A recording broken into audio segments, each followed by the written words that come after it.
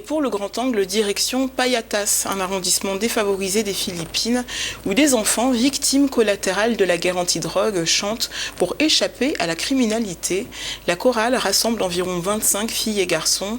Tous ont perdu un père ou parfois un frère dans la violente guerre de la police contre les trafiquants et les consommateurs de drogue.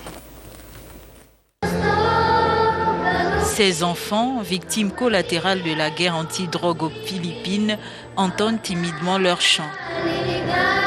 Regroupés au sein d'une chorale, ils expriment une voix de salut pour échapper à la criminalité.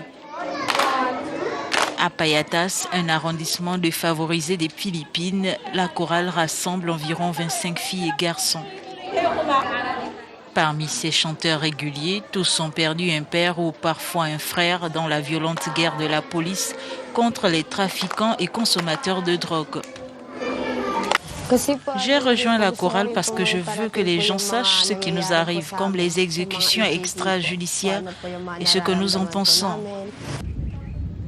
Joanne, 12 ans, a connu de près ce déferlement de violences policières. Des agents se sont introduits dans sa maison familiale et ont abattu son père. Avant d'être tué, il est rentré chez lui pour fêter mon anniversaire.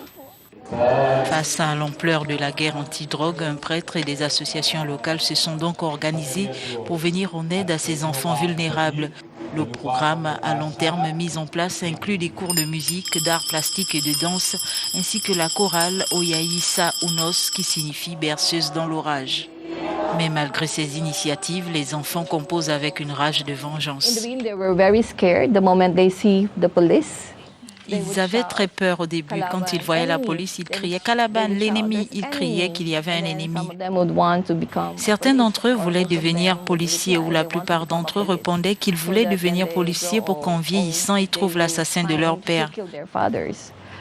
Donc c'est toujours ancré dans leur mémoire, dans leur esprit, qu'ils veulent vraiment se venger.